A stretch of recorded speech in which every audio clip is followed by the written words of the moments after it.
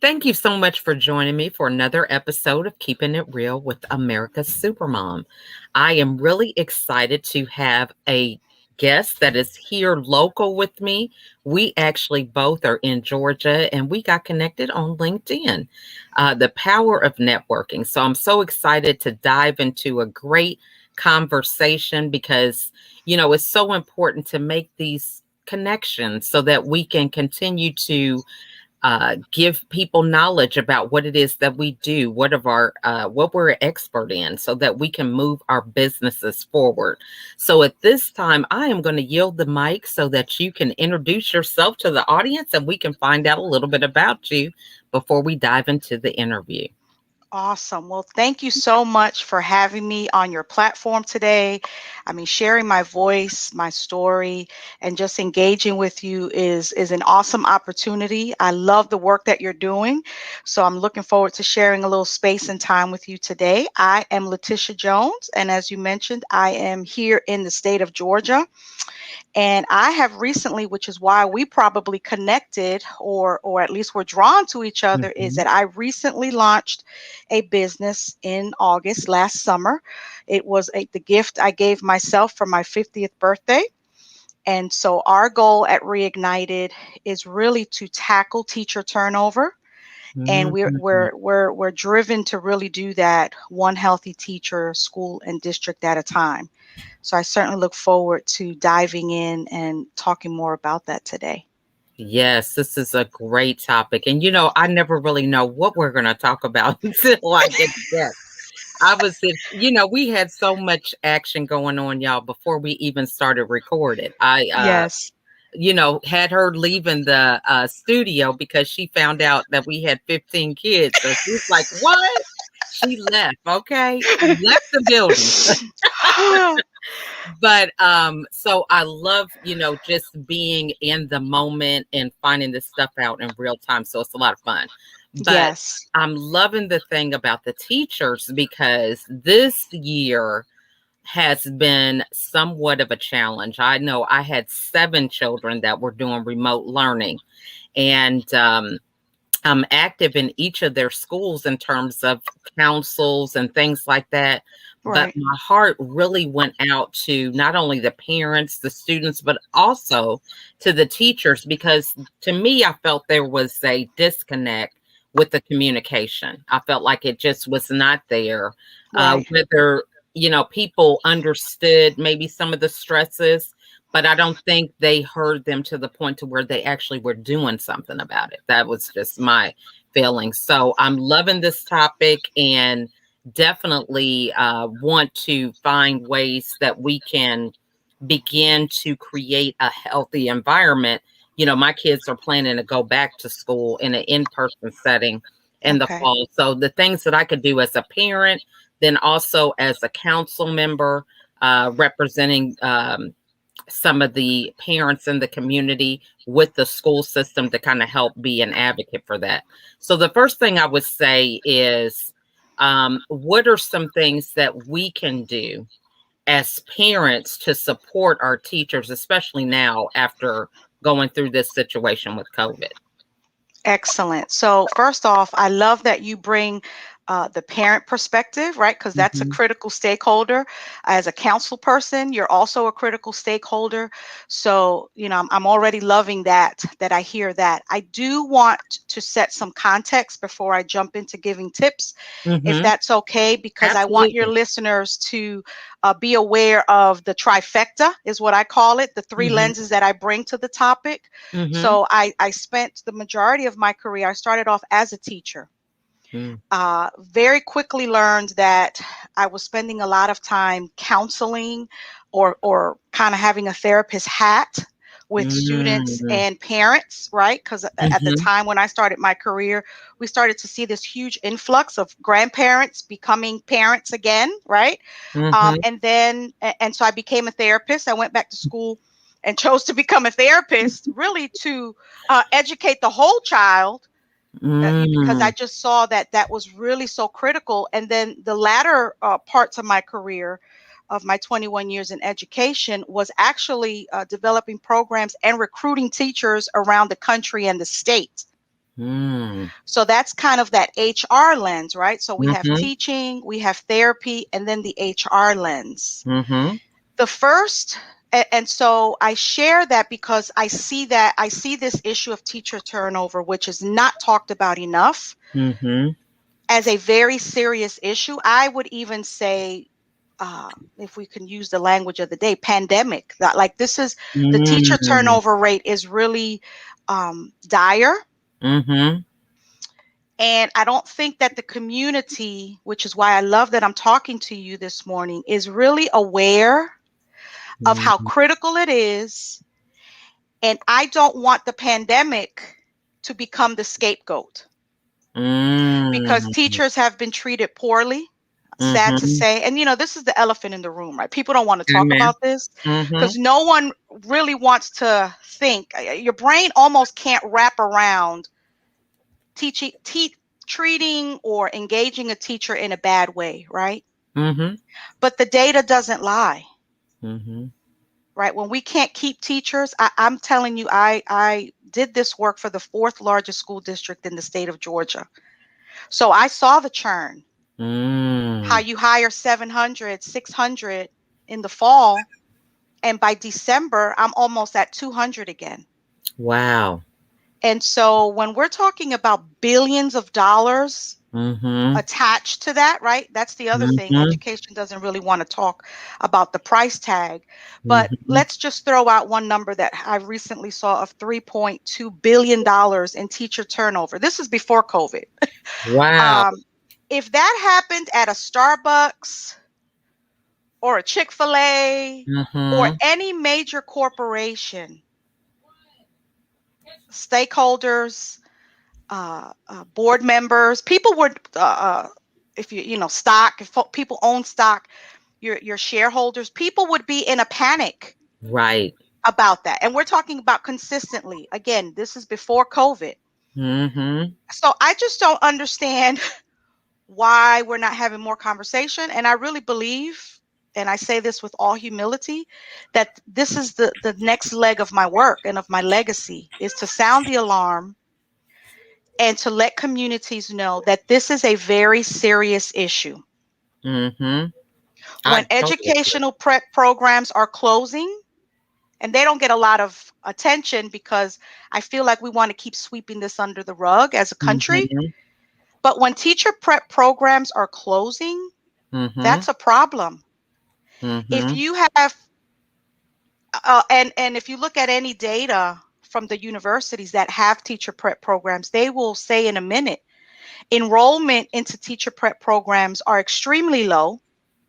Mhm. And the completion rate, which is what we really should be concerned about, right? Just because someone enrolls and starts their freshman year or one semester, when they're completing for our state, probably at 22%. So, of Wow. all the people that start a program, only 22% finish. And then those 22% districts, all the districts in Georgia are vying for that. That's an issue. Yeah. I mean, there are school districts that have vacancies right now, and it's July. Wow. So I know that I know that I said a mouthful. Which I'm loving the fact that you did, because I think so often, you know, people don't see these things or understand them until they're in their face, because we Exactly. have a ability to kind of ignore it. We had so much going on during normal times, I would say. Mm-hmm. Parents are working, they're worked, they're tired at the end of the day. And so a lot Absolutely. of the checks and balances don't happen. And so it's not until we had this big pause that everybody could kind of see. And, one of the things that just really stood out for me during this time is I feel like a lot of the teachers just felt like they didn't really have a voice. Yeah, we Right. can talk about our teachers are so important, but talking and actually taking the steps to implement change around the things that you're talking about is something totally different. Absolutely. And again, I want to stress the point again, is Mhm. that is unfortunately very indicative of the teaching profession. Mm. Things are done at us and not with Mhm. us. Mhm. And I understand, or at least I could imagine what superintendents and senior leadership had to deal with. No one was ready for this, right? Right. But to be honest, I could not understand how you develop, for example, many school districts around the country had to put together COVID-19 task force, right? Mhm. Mhm. How many of those task force included teachers, parents, and students Right. in the decision making, Right. right? So there's Mhm. another, so this, what we're seeing is just another situation in which teachers, things are done at them and not with them, Mhm. Mhm. right? And so this is part of our, this is part of our world. I'll Mhm. share a quick personal story. Mhm. Switching from being a part of a school district for 21 years and then becoming a business owner is two different worlds, right? A lot of the skill Mhm. set does transfer over, but it's still learning curve, right? Mhm. I found it very interesting when I meet together with other women of color that own businesses, and we're talking about how much to charge a customer or a client, just those type, the business part. Mhm. I struggled with that. And I had to really dig deep as to why am I having a problem with this? But Mm. think about it. In the state of Georgia, for example, we don't have a union. So we don't get to Mhm. negotiate or have someone be a voice for us to negotiate our salaries. Mhm. You're put on this very archaic old pay scale, and they plop you in there, and then whatever, whenever you slide over, that's what you get. So our voices are not even included directly in that work. Mm. And that's just one example of many. I mean, I'm sure we Mhm. could, if we had, this was a live chat, it'd be blowing up, right? All kinds of emojis and bitmojis and everything, right? So true. Yes. Because not only, I mean, it's as big as your salary Yeah. to as small as, should the school wear jeans every Friday? Like Right. it's the spectrum. So our Yeah. voice is not heard. Mhm. And during this pandemic, unfortunately, um, it was no different, because Yes. I hear this too now, that I'm coaching and engaging teachers in a different, through my business. Mhm. We hear the same thing. Mhm. And We to me, hear the same thing. and I think it was magnified because you have your own personal stresses. I Right. mean, I have a lot of teachers that are friends of mine, and to always keep the pulse. I think another thing is that, it really shouldn't be a parent's responsibility to keep the pulse on everything that's going on when you have administration that should be doing that. I mean, that's just to me uh, very problematic. And I have just been so passionate about this because I feel like, of course, this was something that was out of our control. But when you are chosen to be a leader, things happening outside of your control, you don't get a pass on that. I had to be a parent with 7 kids doing remote learning, whether I felt like it, whether I thought I was prepared for it, or whatever. You have to take the helm and lead. And I think that there was not a good assessment of where are the parents at? Where are the kids at? Where are the teachers at? There was no unity. There was no, they'll send us a form to find out, if we had a change in our income structure because they want to get funding for the school. But throughout this pandemic, it wasn't like, what's your emotional state? How can we support you? Do you still have the same family dynamic? Are you living in the same place? Do you have internet? I mean, just basic things that to me, I just felt were not being looked at in order to make sure everybody was emotionally kind of just with a good foundation. Of course, Right. you can't make them responsible for everything, but just addressing some of these things. You have parents that maybe a family member, maybe their spouse was affected with COVID, and they went from a 2 income to a 1 income. I mean, just different things that Right. I just feel like so many problems were magnified because of that lack of communication. I could Right. go And on forever. Go right, right. I see. And I have nothing scheduled after you, so we can go on, and the audience can come in and come out. We'll still be here. Um, so I want to put a pin in that because Mhm. you've said a lot, right? Mhm. And a lot of important stuff. So I do want to drop in because you asked about a tip. One of the things that Mhm. I constantly, and not only while I was recruiting and talking to future teachers, but to parents as well, is you must attend board meetings. Mm. Now, whether you want to attend live and in person, Mhm. if your schedule permits that, right? Because we're all pretty swamped. But now with Mhm. technology, or if you want to watch it live, which most school districts offer, Mhm. you can watch it after. Mhm. And board notes are public property, right? They're Mhm. they're they're open to the public rather. And so you can go to Mhm. your school website and at least read the minutes Mm.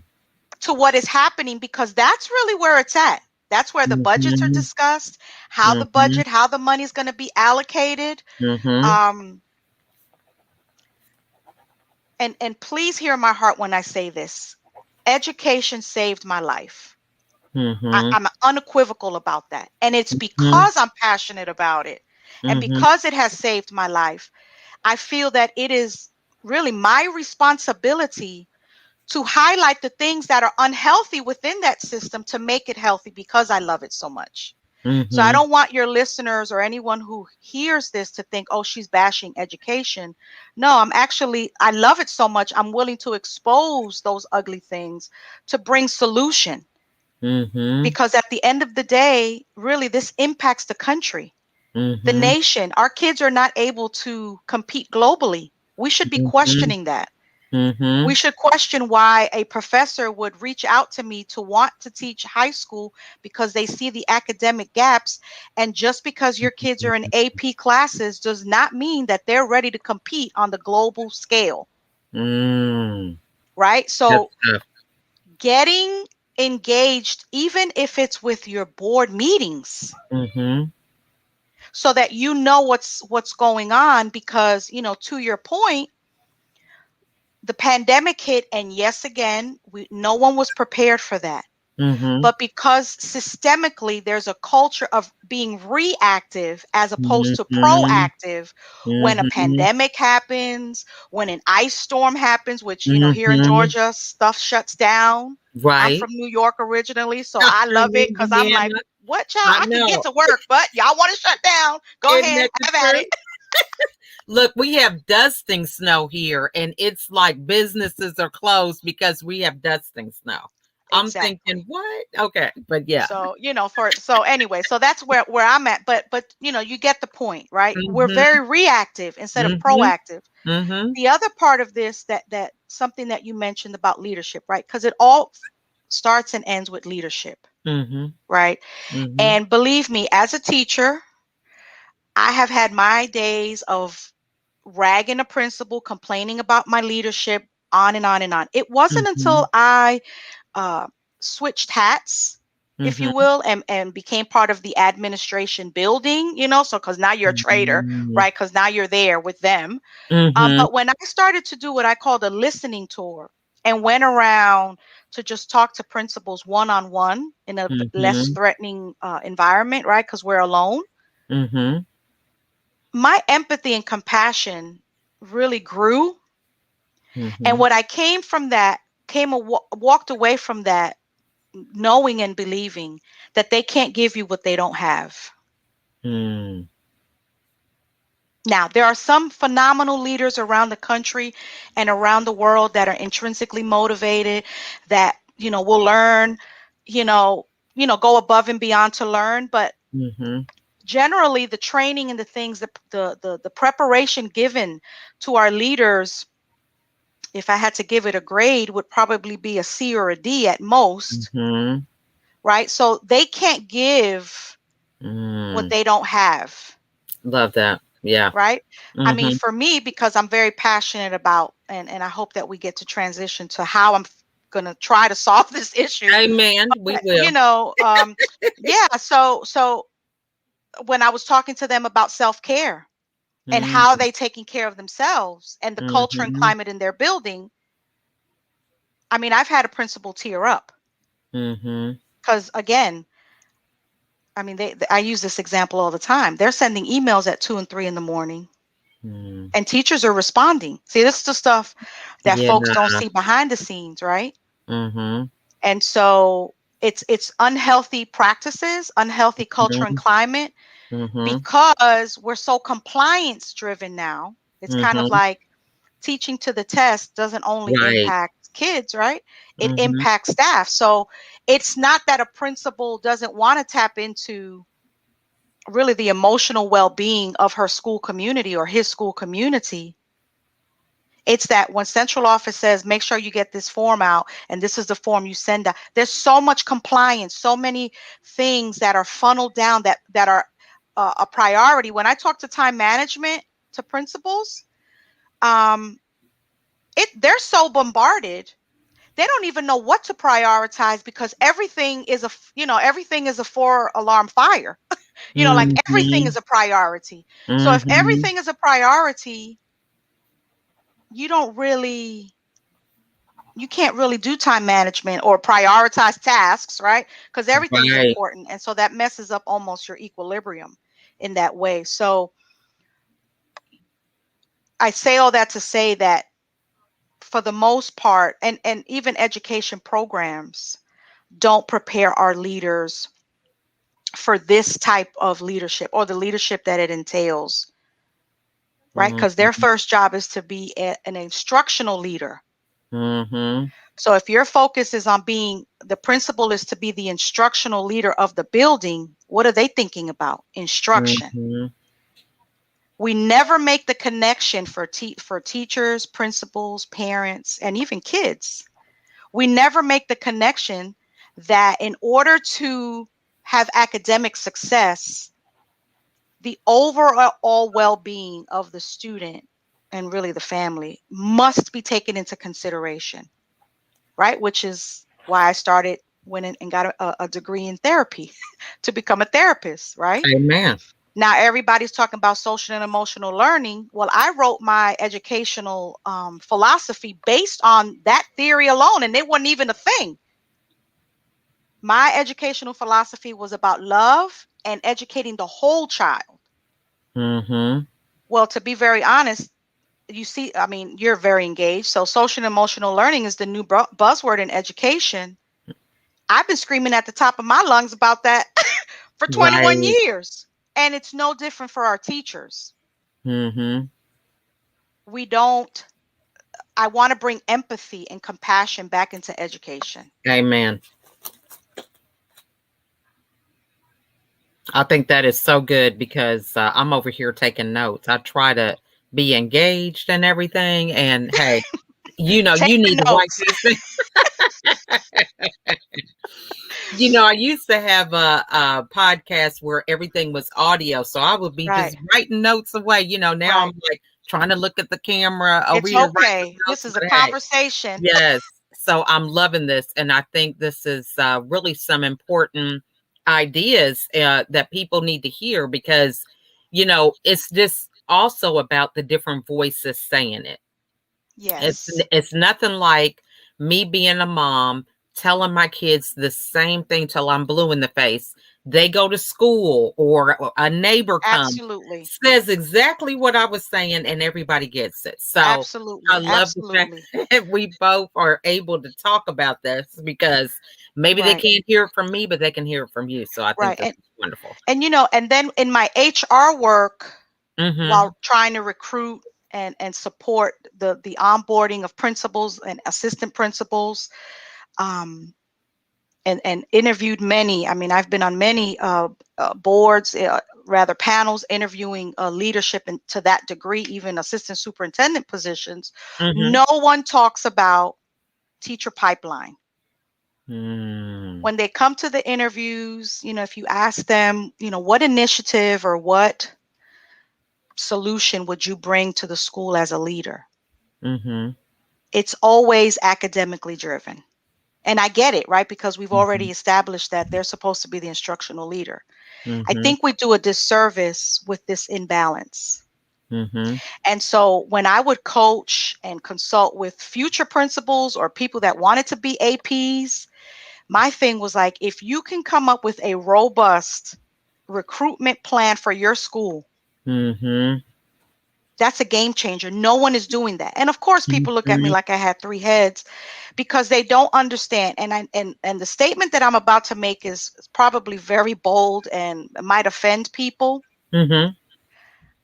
But I strongly believe that the lack of focus in healthy teacher pipeline building or making sure that we explore everything possible to ensure that every kid has a top quality teacher, when we don't do that, to me, Mhm. that's educational neglect. Mhm. And yes, right, because I have the HR lens. Yes, I know that the pool is non existent, really, Mhm.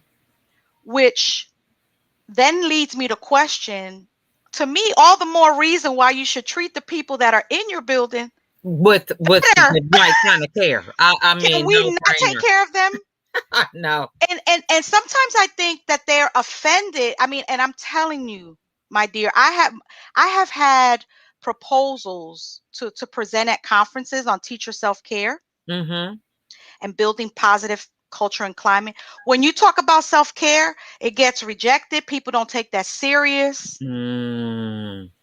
I mean, I've had articles denied and not put in handbooks Mhm. because, it wasn't addressing job seeking tips for future teachers or whatever. And I'm Mhm. thinking, well, if they're not healthy and well, then it doesn't really matter, does it? Because they'll be Right. leaving you before 3 years. We can't keep a teacher past 5 years. Right. I love So, that. That's a yeah, this is a so great to me, it's conversation. simple. It's simple, and we'll pivot here, right? Now let me ask you this. So, Sure.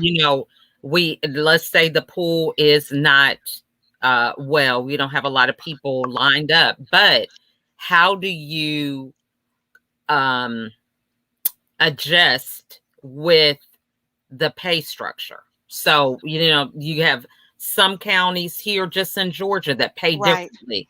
So, if you don't have the resources, what are some things that we can offer to people in that frame of mind that can help them kind of make a move in the right direction to even be a part of the school, and Right. other incentives that might foster and create some kind of fulfillment outside of the full pay structure.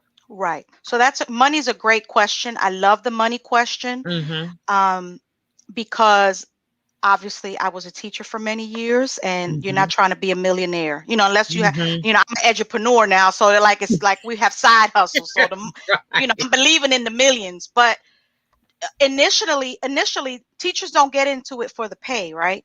Right. So money, pay structures, incentives, signing bonuses, to me, those are short-term fixes. Mhm. What sense does it make to, for example, I'm just going to throw it out. You give a teacher a $5,000 signing bonus Mhm. to join your county, Mhm.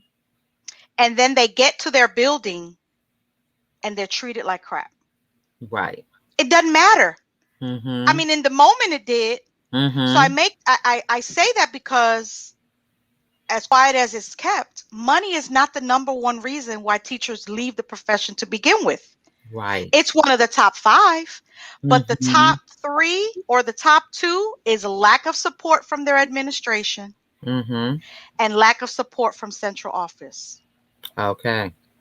So when I consult with school districts, which I love that I'm able to do that now under my business, right?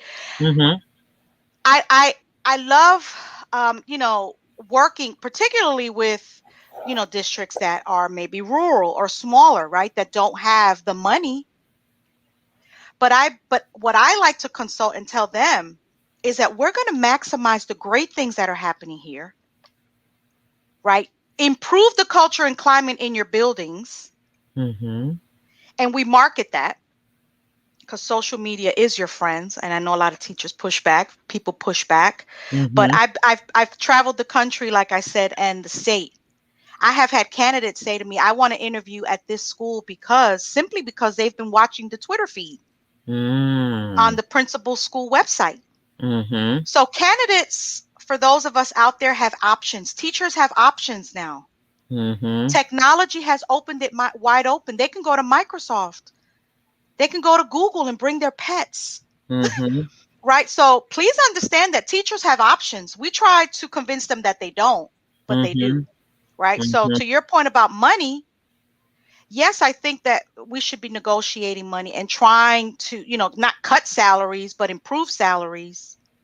But also keeping in mind that the best return on investment for any school district, big or small, rural or city, is improved culture and climate. Mm. When teachers are happy, they don't leave. And that's any Mhm. profession, really. Mhm. When teachers feel supported, valued, heard, Mhm. they don't leave. They'll stay a little longer. But we want Mhm. these quick fixes. We want to throw money at it Mhm. to kind of solution right now, right in the Right. moment without long term. Right. And so what adds to my passion about this is that this impacts children, period, Mhm. but particularly children of color. Mhm. Because guess what? People normally, well, not normally, but a lot of people prefer to not teach in urban settings. I mean, that is the Mhm. reality. And Mhm. I know that the government says, well, we will exonerate X amount of dollars of your student loans if you commit to teaching in an urban setting. Mm. What they don't prepare them for is what to expect when they walk through those doors. So you'll get a teacher that's like, yes, I'm going to teach in an urban setting. And we know usually that those are white teachers because that's the bulk of our profession. I think Mhm. 80 something percent of teachers in the state of Georgia, almost 90% are white. So they Right. want to teach urban setting. That's great. They Mhm. want to Title One school so that they can get some of their student loans. But when they get in there, they are not prepared Mhm. for what's coming. Yeah. And that's not their fault. I mean, we don't want to lay the blame on them, but Mhm. these are the realities. I want Mhm. people to stop talking about, oh, you can get your loan. Yeah, but you're not teaching them how to deal with poverty. There's no cultural Mhm. sensitivity. There's a Mhm. lack of, I mean, all of those variables, right? We don't have to Yeah. spell it all out. We don't Or, talk about that. survival skills, okay? Survival skills, I behavior mean, management, yeah, and even the that, whole thing of not having all the resources. The teacher right, needs to be creative because, you're thinking you're gonna go in a classroom and you're gonna have all the tools, right? right, Oh, they get laptops, everybody's got that, but who has internet? I mean, just basic exactly. stuff. Yeah. Right. Those basic things, right? Mhm. Which, I mean, we know technology has been around for a long time. That to me was also very reactive instead of proactive, So true. right? Like we knew Yeah. this is where we're headed. We're in the 21st century. You wait for a pandemic to figure out or ask the question who has internet and who doesn't. So Meanwhile, true. our students have been struggling, and this is the thing Mhm. that really pumps me up Yeah. I'm because with you, girl. We on right, that my train black and together. brown babies, my black and brown babies have been struggling with this internet forever and a day, this Yeah. internet situation. Mhm. Parents have been trying to make a way. They've been trying, teachers have been trying to. Mhm. This should have been top of mind. So true. Just like when I talk to new teachers and they're Mhm. and they get so excited that we are, what they call one-to-one device, meaning that every student has a device, right? Mhm. And I would tell young teachers, I was like, well, and this is a little recruiting trick. Mhm. If I'm sitting next to the first largest district in the state that that in the metro area that pays more or whatever, my question is, well, yeah, they may have that, and you're right, they pay more. But what sense does it make for you to be in a district where every student has internet and the school district has not invested in the bandwidth for the devices to work? So true. Right? That's where Yeah. the board meetings come in. Well, and another thing too is just like, everybody just assumes that, okay, we can just go virtual. We're going to have the same mindset that we have in a classroom, and it's just going to automatically transfer virtually. But you have teachers who are not technology savvy. I mean, if you're in the classroom and you've gotten it down to a science, a tradition, a routine, you just can't transfer that knowledge or your level of comfort. Some teachers don't want to be on video. I mean, you got business owners that can't even do a Facebook Live because they're nervous, let alone Right. be responsible for making your bread and butter every day with Right. kids that you're not comfortable with that type of engagement, and then being held accountable for the kids being engaged and learning and all these other things. I mean, it's just Right. crazy. It And was and crazy. and and to add to that point, because I know that in terms of technology, we focused on the children, Mm-hmm. but also thinking about that teacher that is in a rural setting, or Mm-hmm. a smaller district where they don't have the luxury of all this technology training and access and everything. So you're Yes. right. So it's like everybody is behind the eight ball. But Mm-hmm. this is what I want to say and where I want to pivot, Yes. because I think that COVID is a ripe opportunity for the profession as a whole to pivot, Mm-hmm. Mm-hmm. because I am crazy enough to believe that when you treat people well Mm-hmm. and you genuinely care about a person's well-being, we Mm-hmm. can get through all of this stuff that we're talking, right? The Mm-hmm. technology, the poor communication, which is big on in many districts. Mm-hmm. Um, I'm just flabbergasted at how we are in the business of people. Mm-hmm. How if we treated a student the way we treat our fellow colleague, Mm-hmm. we would be banned, Yeah. right? So there needs to be a real concerted effort in creating systems of wellness, is what I call them, Mm-hmm. ecosystems of wellness. And Mm-hmm. so Reignited is all about that. Mm-hmm. Like all this stuff that I'm sharing with you is really what drives me at Reignited, Mm-hmm. because I believe, and I know it sounds simple. It's like Mm-hmm. kindergarten. What you need, like everything you need to know, you learned in kindergarten. Like Amen. we really need to go back to that. Mm-hmm. Mm-hmm. When you genuinely work on creating ecosystems of wellness, Mm-hmm. caring about a teacher's mental health, Mm-hmm. physical health, spiritual well being, all of Mm-hmm. the things that make up a human being, Right. when school systems begin and leaders begin to focus on that, so much of this will fall away. So much, it would be such a huge um, shift.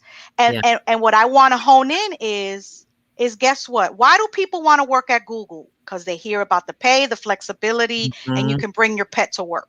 Mm-hmm. So Mm-hmm. I'm crazy enough to believe that through Reignited, we can rebrand the teaching profession Mm. so that we attract people, right? So it's this concept, this idea that I have, this strategy is really about so many things. It's Mm-hmm. about the wellness, it's about Mm-hmm. the profession, it's about creating healthy teacher pipelines. I mean, part of Mm-hmm. the reasons a lot of districts can't do a referrals initiatives, like if you refer a friend, we'll give you $200, Mm-hmm. is because most of them are disgruntled. They cannot find people to say, hey, yeah, come work for my district. So true. Right? So and Mm-hmm. these are the things we don't want to talk about. But I believe that empowering school districts and teachers and Mm-hmm. local schools with how to create these ecosystems of wellness, not just for teachers, but the principals and everyone involved, Mm-hmm. Mm-hmm. that we can really turn this thing around. Mm-hmm. Because guess what? I said the numbers were low into teacher prep programs. I would often get frustrated when I would have, African American principals or leaders say to me, we need, and I'm going to just be real, more black folks. Wait a minute. First of Mm-hmm. all, if you're teaching on the South Side, you really got them. They're in your building. So treat them Yeah. better, because they're the exception instead of the rule. Right. So systemic racism is real, right? Mhm. Mhm. 2% maybe of the teachers in this country or in the country are African American male, 2%. Mm.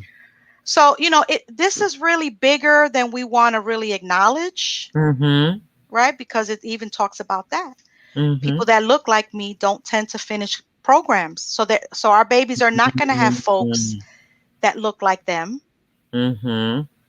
if we don't start addressing this now. And as a parent, and this is one of the little tips that I give to my Mhm. schools, why are we not engaging our parent groups more? Because Right. every parent wants their kid to have a great teacher. Mhm. I mean, we know what a bad teacher does, right? The problem is that we don't really want to tell parents, I can't keep teachers, right? Parents don't Right. ever say, okay, well, we're moving into the 21-22 school year and we have to replace 30 teachers. And to your point earlier, parents are busy, they're working. I mean, we're getting off the heels of all this virtual learning. We're still unclear, blah blah. So a parent is not thinking, oh, okay, Miss Jones was there last year, but she's not there this year. Oh, I'm Right. noticing again that every year they don't have a fifth grade teacher or fifth grade teachers. Parents are not Mhm. thinking that. And Mhm. no one really wants to share we're having this issue, Yeah. right? Right. But Mhm. parents are to me, yeah, make the copies, come read to the classes, laminating machines, all of that. Like I get Mhm. that. But why not involve parents in the recruitment? Yes. So That's many school good. districts, the state of Georgia. I mean, you're red, white, and blue, America's super mom. Do you know veterans with a degree can So true. teach? And if they're married and their spouse has a 4-year degree, I don't care if it's in basket weaving, you can get in. See, that's my husband's a veteran. Mhm. And the military, if you go to the Georgia Professional Standards Commission, Mhm. troops to teachers, the government even gives you a bonus for teaching in certain school, geographic areas, Okay. and it applies to your spouse. So, states, uh, school districts have gotten very creative with Mhm. certification. So many people um, that really could qualify to teach, Mhm. but are not aware. So I'm sharing that because parent groups are very powerful. Yeah. It may not be that parent, but I mean, you're connected. I tell people all the time, every Mhm. person is connected closely to at least 10 or 15. So true. Right? That's their, you talked about network. Everybody's Mhm. connected to a network. Mhm. Mhm. So let's tap into parent groups and tap Mhm. into their networks. Mhm. So Loving that, that. that This has that's just been some great conversation. I'm like, I could hey, this it is I is get fired amazing. up. I get fired up about it, and again, I just really believe, as simple as it may sound, it is not. Mhm. Mhm. Right, because in addition to running Reignited and growing that, I'm also a therapist. And Mhm. so, changing behavior Mhm. is takes time, So true. intentionality, Mhm. but I just believe that if we begin to focus on teacher well-being as a whole, Mhm. my whole recruiting strategy was about building relationships. I mean, I Mhm. literally would call people.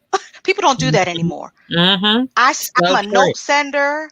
I'm a Mhm. call you. I'm a, and of course this is more complex. And I know that Right. people want to over examine this and over complicate it. Complicated. And Yes. I'm not even trying to go that route. Like I know it Mhm. exists. I know that there's Mhm. politics involved and all this, which is why I think, my model is about empowering the teacher, Right. because to me, the teacher is really the change agent. So Because if true. I empower teachers, teachers have such tremendous influence. And so my hats to all my teachers out there. Amen. Teachers have so much influence. I don't want the circumstances, conditions, and external chatter to rob Mhm. them of the truth, which is that they have power and influence. So if Mhm. I can empower a teacher to take charge of his or her well-being, Mhm. and restore that joy and all that good Mhm. stuff, then other folks start to see it, and it's a ripple effect. And then the So principal's true. like, hey, what's going on? Oh, I engaged Leticia Jones at Reignited. Oh, let's bring her in, let the whole staff get some of this, So and that's true. the idea of Mhm. using that power. Mhm. Because guess what, teachers don't have the time to wait for politicians, politics, So true. and policies to line up. Mhm. Because guess what? Our teachers are dying. I've had Yes. colleagues die. I've had Mhm. leaders have strokes at Mhm. work at Mhm. 40. Yeah. Like, this is real. So true. And Our I love teachers, that. I love that yeah, go about ahead. empowering them because there are things that they can do that are outside of waiting for central office or waiting for the principal, that they can collectively come together and do that, just having that space to think, to create things and be able to be in their zone of genius because there's so many things I think that kind of cloud their view and vision and all these other stresses that leave them in a point where they can't think. I I mean, love, you yeah, sit here like trying to get your lesson plans done right. because you got a meeting that you got to go to and everything just being changed all the time. So really being in a place where they can have the safety and Hmm. security to know that they can think clearly and be empowered to have control over some of the things so they can be proactive rather than reactive. Absolutely. And Mhm. and this is I want to humanize teachers. We're Mhm. not robots. Mhm. Teachers right Amen. now around the world and around the country are Mhm. suffering. The nation are suffering from intimate partner violence. They have their Mhm. own financial stressors, Yes. right? Student loan Mhm. debt is real. When you have three adult So true. teachers that have to roommate together because they can't afford to live on their own, that's real. When Yeah. you have teachers selling their platelets every month, that's Yeah. real. They're Yeah. driving Uber and Lyft and Yes. Grubhub to make it happen. So um true. so they're suffering from illnesses, they're immune compromised, so they have the Mhm. stress of, if I go there, face to face, this really could kill me. I mean, so teachers are not robots, we're human beings too. And after teaching your babies all day, we don't want to be home teaching 10 more or our own. Right. Like, it's like you're exhausted. And so Mhm. that's why I think, the work that we're doing and our goal of rebranding through self-care and well-being and mental health for educators Mhm. is so important. Mhm. And so I deem it a privilege and an honor to be able to chat with you today, to Loved get it. the message out. Yes. I'm a pit bull when it comes to this. Hey, I feel you. And we need people to be pit Hmm. bulls about it because if you don't, I mean, it just is going to just die off, Right. with the next wave. So, I what's the best refuse. way? Yeah, what's the best way for the audience to get a hold of you and connect so that they can infuse some of this energy in their districts? Absolutely. And so Project Reignited is my projectreignited.com is our Mm-hmm. website. And I provide weekly blogs. This week we're talking about Sprinkle a Little Laughter. And so Mm-hmm. I provide a blog every week. I do professional coaching. We do master classes, which are on hiatus for the summer, trying to model Mm-hmm. the behavior. Mm-hmm. And so, master classes and things like that. I just worked with a school district. So if you're a courageous district leader, the website, you can fill in our form and I'll get back to you. Mm-hmm. On Twitter, I'm at Professora Jones. So if you want to DM me on Twitter, and then on Instagram, we're Reignited, REIGNIT Reignited. Check me out on Instagram. I got the Teacher Wellness Lounge is on YouTube. I forget about my little YouTube channel, Teacher Mm-hmm. Wellness Lounge, where we give wellness snacks quick Mm. little video and practices that people can infuse into their day to get that self-care and that wellness. And so that is me. And I look forward to hearing from you all. And let's continue this conversation and join the movement. I love it. Now, are you bilingual?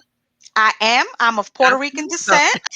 I thought so, because some of your words I could just hear that it just so that's awesome. That's even Yes, another aspect that really helps, exactly. Exactly. Yeah. Both in the Mhm. education and the therapy, right? So Mhm. definitely underrepresented Mhm.